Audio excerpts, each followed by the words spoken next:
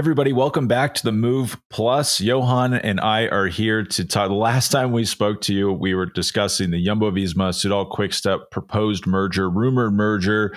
It was going to shake up the sport. Well, after a few weeks, nothing happened. No merger called off.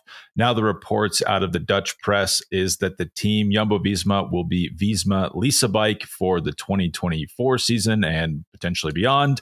I will talk to Johan about what exactly happened here, why Leasebike stepped up to be the presenting sponsor, and what happens going forward from this, especially with Soudal-QuickStep and Remco Evenepoel's career now that they appear to be in the sport, but maybe scaling back their budget. All right, Johan. So to tackle this kind of slightly complex situation here, we have Jumbo-Visma, Soudal-QuickStep. They were going to merge. We were talking about that for multiple episodes. Apologies to everyone who went along on that ride with us, and we ended up right back where we started. Both teams are continuing in the 2024 season. Jumbo-Visma will be Visma Leasebike. That's allegedly. That's not official yet. We'll find out on December 21st to see for the official name of the team. But Johan, off the top, why did this merger fall apart? Do you have any intel on what happened here? Yeah, well, I think first of all, let's start at the beginning. I think we should never have talked about this merger. I had fun. Well, I mean, not just us. I mean, it should never have been a topic because it makes no sense that two of the strongest teams in the world and the strongest and the best team in the world having won all 3 Grand Tours in one season. I don't know how many wins, 60 something wins. That they cannot find a sponsor. That's actually ridiculous. So the fact that that idea was even entertained, I think to me is telling about the state of cycling and how the economics of pro cycling works. But as far as I know, the talks and the idea of the merger / takeover were very real. The talks have happened. I know that in the last week of the Tour de France, or in the last week, there has been a meeting between the strong person behind the Soudal-QuickStep team, Zdeněk Bakala, a Czech entrepreneur, and Richard Plugge, the GM, the manager of Jumbo-Visma, and potentially also another. I mean, there's the equivalent of Bakala in Jumbo-Visma is a Dutch entrepreneur called Robert van der Wallen. He's the guy who's backing Richard Plugge and the team since the very beginning. Actually, he's an entrepreneur. If you remember correctly, at the beginning of Jumbo-Visma, I think the team was called Lotto Jumbo, and there was another company called Brand Loyalty involved. Yes, I remember this. So brand loyalty is a business. It's like it's stamps that people can collect and then pay with. So this Robert van der Wallen is the founder and owner of this company. They call him the king of stamps in Holland. He sold the company for a lot of money. So he and Bakala were obviously having discussions about this. And when, as far as I've been told, there was a certain interest from Jim Ratcliffe, owner of Ineos, in Remco Evenepoel. And so at first, I think they have tried to get Remco Evenepoel out of his contract to go to Ineos. Then secondly, there was some kind of theory that Ratcliffe would actually buy the team around Remco Evenepoel. And then starting from that idea, Plugge has seen the opportunity to say, well, maybe Soudal would be free as a sponsor. And so that's where the talks have started. Those talks were very real, but at the same time also very complicated because there were so many riders involved. There were different sponsors involved. Some of them were interested in making the shift towards the Jumbo team, let's say. And between them was Specialized. Specialized absolutely wants to stay connected to Remco Evenepoel. And I think the big conflict has really started there with Specialized and Cervelo. Cervelo is a brand owned by a holding company called PON, P-O-N, which is huge, massive. And since the contract apparently is there's no date. It's like an undetermined. It's like a continuous contract, no expiry date.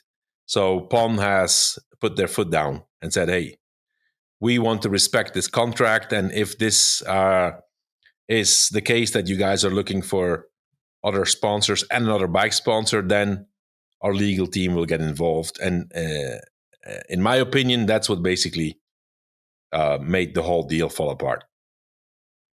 And do you think just going back to the origin of this deal, Richard Pluga and Bacala's thinking, how can I stop spending my own money? Probably it would be like, I'm spending too much money on this team.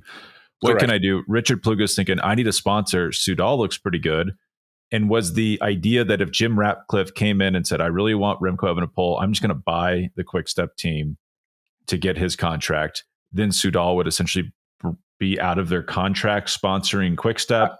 I would guess sponsor so. Jumbo-Visma. Yeah, I would guess so. Now that I've heard different theories, and what we're telling here is just based on what we've heard. Nothing of this is certain. But on the one hand, I've heard that Remco wanted to leave the Soudal-QuickStep environment and go to a team like Ineos. Then on the other hand, I've heard that he would make the shift to Jumbo-Visma together with Specialized. So it has sounded very complicated for me from the start. It was always going to be an artificial putting together of a puzzle where there would be a lot of people who would be left empty-handed or unhappy. And then finally, it didn't go. Again, I think the crucial factor here was Specialized wanting to go to the best team in the world, and PON. I've researched some research here. PON is a holding company, right? They have a number. They have several bike brands. They have Cannondale. They have Cervelo. They have Focus, I think, or Cube. I don't. Anyway, they have a bunch of bike brands, but that's just a small portion of what they really do. And in 2021, their annual revenue was 8.1 billion euros. That's $8.5 million. So $1 billion. So massive. And if a company like that gets involved and says, "Okay, you're gonna have to deal with my legal people," I think Richard Pluga has said, "Okay, I'll swallow and I'll just be quiet here in my corner and do what they tell me to do."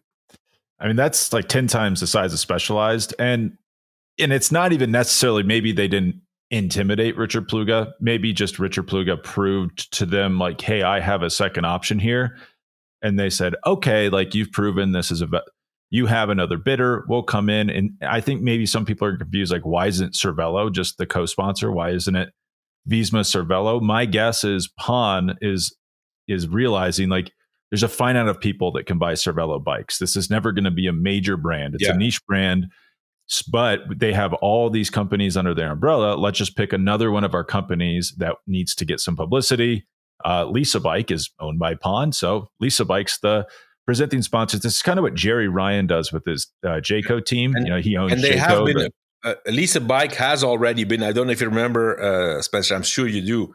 You remember that time when, I know it was in the Giro and the Tour, that the blue tires, the blue tires, the blue front tire. That was a Lisa Bike campaign.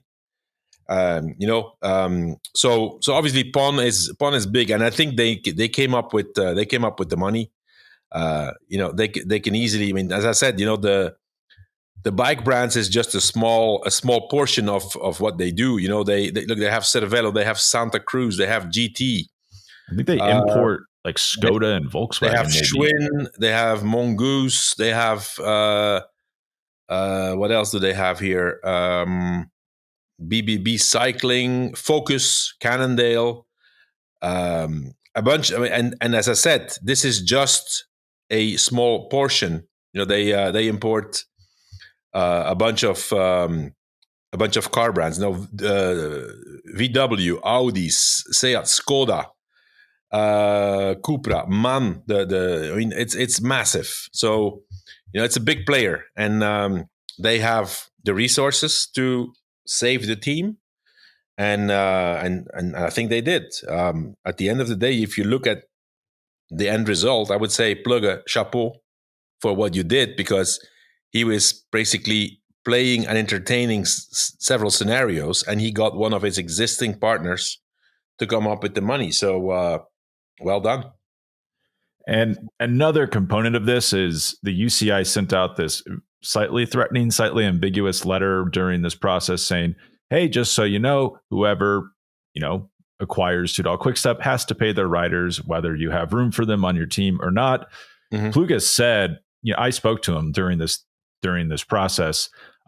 He didn't comment on it, but then my colleague Steve Maxwell spoke to him later, and he did kind of open up about it. He said the discussions didn't work out for a number of reasons. One of the reasons was that after discussions with the UCI, we found there wasn't a good solution for both teams. We didn't want to leave one team in limbo. If you read between the lines there, it's basically, we wanted Jim Ratcliffe to buy Soudal-QuickStep. He didn't want to buy it, probably because he's busy buying Manchester United. And Johan maybe dropped a nugget in our pre-record that he's cutting back in his investment in the cycling team. Not interested in buying Soudal-QuickStep. So we were going to have to deal with Soudal-QuickStep. We didn't want to. So we moved on to option B, which was just increased investment from PON. Yeah. Do you think that this, let's just to kind of go on a little side tangent with Ineos, do you think there was ever any serious talks between Ineos and Soudal-QuickStep about Ineos buying Soudal-QuickStep to get Remco? As far as I have heard, yes. There has been different scenarios been entertained. And one of them was actually, Ratcliffe buying buying Soudal. Buying QuickStep, buying the team, not the sponsor. Yeah. And then probably, progressively over the years, turning back into Ineos. What's clear is that the goal was to acquire Remco Evenepoel, because that's basically the kind of figure that they're missing right now in Ineos. You're right. I did hear that Ratcliffe has examined the cycling team, and that they've done some research on the money they're spending, and they've come to the conclusion that a bunch of people were heavily overpaid. I think that's the reason why a lot of these signings have taken so long, and other riders have renewed probably at a lower salary. I've heard that the budget is cut back somewhere around 10 million less than in the past. That would still leave them with more than 40 million. So it's plenty of money to be one of the top players. But I've heard that has been the case, yeah. Yeah, I mean, they're the third or fourth best team in the sport. Their budget should probably reflect that. I think this trimming is a reasonable thing to do. Some people might say, why does Ratcliffe care? He's just pay a bunch of money. He has a bunch of money. Well, he's spending a lot of money on these teams. If he's spending $1 billion for 25%, no, maybe is more. It's like 1.6 billion pounds, I think, for 25% of Manchester United. That's going to take up a lot of time and money. Mm-hmm. Like they're going to have to upgrade the stadium. That's going to come out of, at least partially, Ratcliffe's pockets. I totally understand this decision. And if you are ever re-signing someone for less money and they agree to it, it means they've been overpaid, because it means the market rate for them is lower than you've been paying them. I would guess a lot of their team has been paid above market rate for a long time. So it looks a little weird, because we heard, like Evenepoel's going there. This Wout van Aert's, I heard from a writer, Wout van Aert's going to Ineos, and then they kind of re-sign the same nucleus with Geraint Thomas as maybe their best GC rider. But they're being strategic, like to retain Carlos Rodriguez or to claw him back from Movistar after he tried to leave. I think a really smart decision. That guy's a really good rider, high upside, proved at the Tour that he could be a top GC rider someday. So they're spending money where they need to, but just being more reasonable with the tertiary riders, shall we say. Johan, the one big question here that I still have is, where does this leave Remco Evenepoel? So he's still on Soudal-QuickStep. I think it's clear now he will race for them in 2024. If you're reading between the lines, or maybe even just reading the lines, Bacala says he wants to spend less money on this team. He doesn't want to keep investing his own money into it. It means the budget will not be as big, which means they will not be able to hire highly paid mountain domestiques to support Remco Evenepoel's GC ambitions. Well, yeah. Is Remco happy with that? Where does that leave him? I think for the moment, considering all the different possibilities that were on the table, I think he's at the right place. He's still developing. He still needs to get experience in Grand Tours, especially for the Tour de France. Soudal-QuickStep did reinforce themselves considerably with a guy like, for example, with Landa, and then renewing a few other riders. So I think Remco is going to stay put for the remainder of his contract. It's now all of a sudden, with everything that happened, let's not forget, we didn't talk about that, but this whole merger theory also actually, I'm not going to say forced, but one of the results was that Primož Roglič is leaving Jumbo-Visma, right? For a lot more money, and of course, if you look at that operation for Plugge, that's probably one of the best deals that he did, because let's just assume that Roglič was somewhere in the range around 4 million euros contract. Plus, I have been told that the buyout, he didn't let him go for free. Plugge would not be a good businessman if he would do that. So information I have, the buyout was 3 million euro. So that's a plus 7 million euro operation.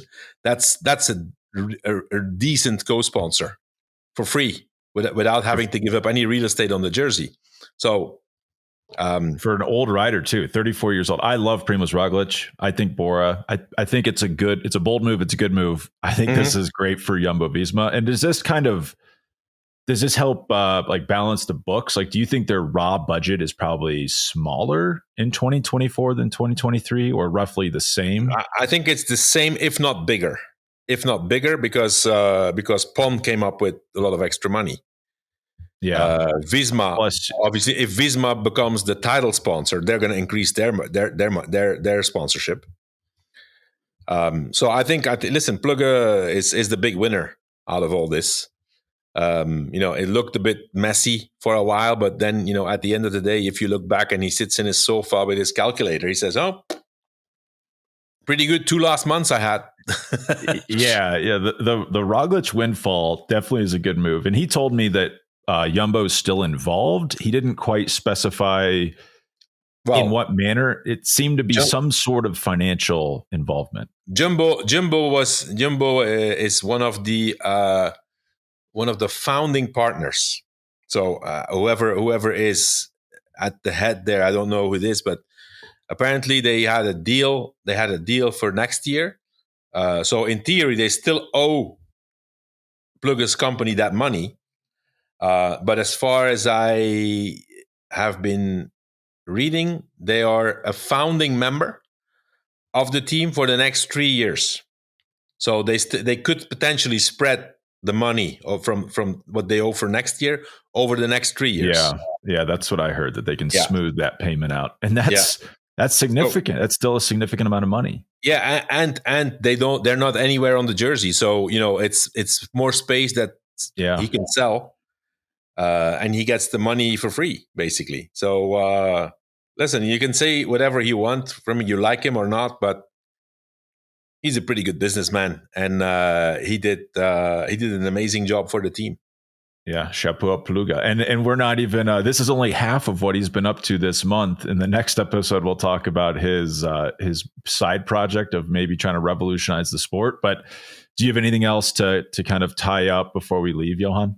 No, I mean, it was interesting while it lasted, right? This whole idea of was fun. those two strong teams getting together. Initially, I remember I was in Mallorca with the Move Mallorca when I got the news, and it was like, what? Then I checked with the journalist who had the information first. He said he was 99% sure that his information was correct. It turned out to be correct. But yeah, I mean, it if you think about it, it really made no sense. It makes no sense to put all these strong riders together and these two super teams together. So all good, I would say, for everybody, because all the riders who had signed for Soudal-QuickStep at least can be relieved and focus on next season.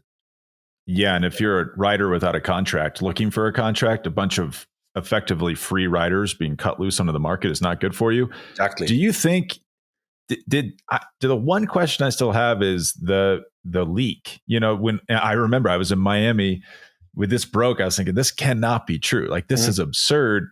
Do you think someone leaked to Raymond Kirchhoff's from inside the organization that this was happening in order to try to stop it, or what was the motivation there? Why did they do this? I don't know. I mean, I do know that when Raymond comes with something, he's been a long time around, and if he put that big story out there, I was almost sure it was true.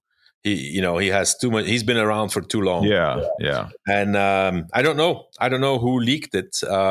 But in my opinion, it was probably somebody from within the QuickStep organization who was not happy with the situation.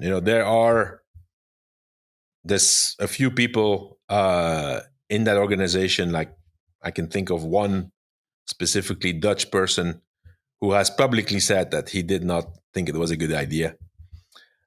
So he may have, and he was definitely at the table because he has a high-powered position there. So it could come from there. I don't know where it come from, but he had the right information.